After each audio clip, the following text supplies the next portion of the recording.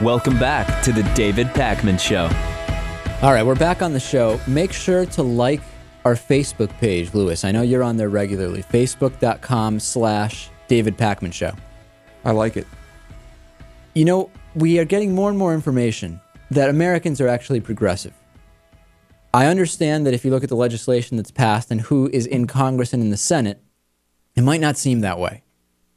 But the country really is progressive, Lewis, and we're getting more and more information about that. If you actually ask people, not in push polling, not with Frank Lunt's language, their position on issues, we're getting more and more evidence that actually people really overwhelmingly support the progressive positions on a majority of issues. Right. Socially, I think that's already has been pretty obvious. It's becoming more and more obvious. It's becoming more and more obvious, especially, depending on how it's done. Well, we have a new study here, and it actually shows Americans favor raising taxes on the wealthy to balance the budget.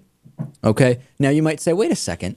Didn't we just pass $400-something billion in tax cuts for the rich, which now is going to further the deficit, as opposed to, I don't know, for example, the healthcare reform bill, which will reduce the deficit by 130-something billion? And you would be right. Yeah, we did just give more tax cuts to the rich. But if you actually poll people in a fair way, as the recent 60 Minutes poll did, 61% of those surveyed favor increasing taxes on the wealthy, including 58% of those that make $50,000 to $100,000 a year.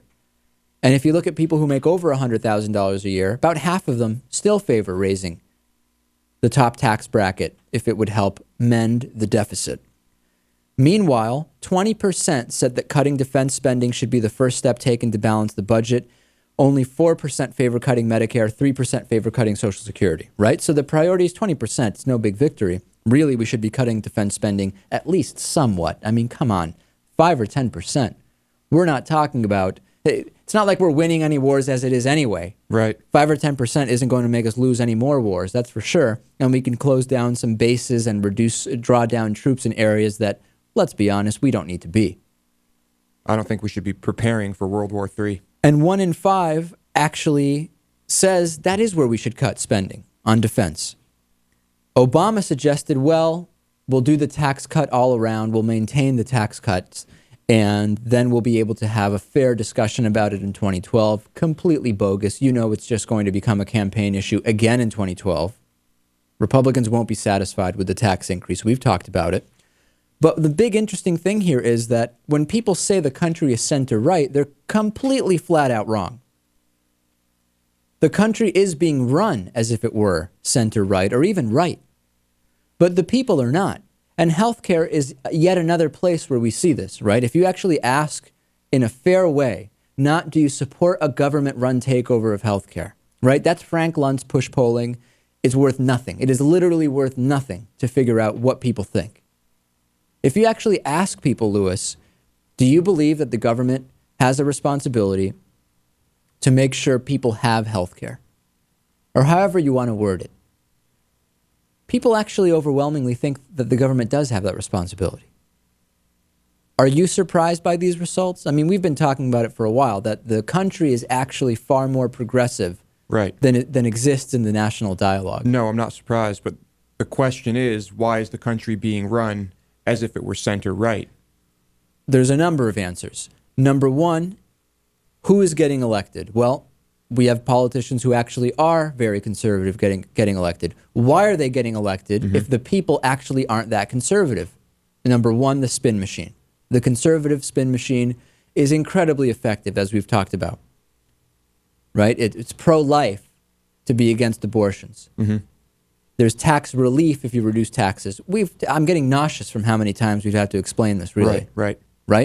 That is one component. Component number two is, why are the politicians that are being elected? Money.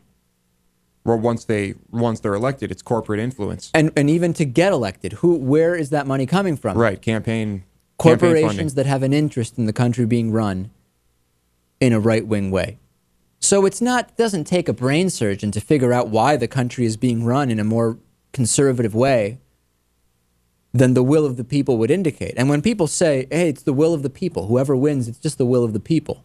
$1, one vote is the will of the people. Really? That's the will of the people?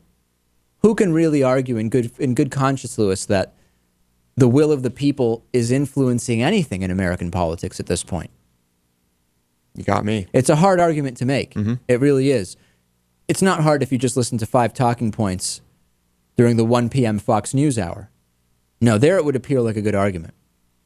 So poll after poll is showing that that we actually have a will, political will in the country for progressive policies. The problem is, by the time people actually get to opine on them, they've literally been run through the meat grinder and recycled into conservative talking points where, hey, do you want a government-run takeover of healthcare? No, you're not going to get support that way.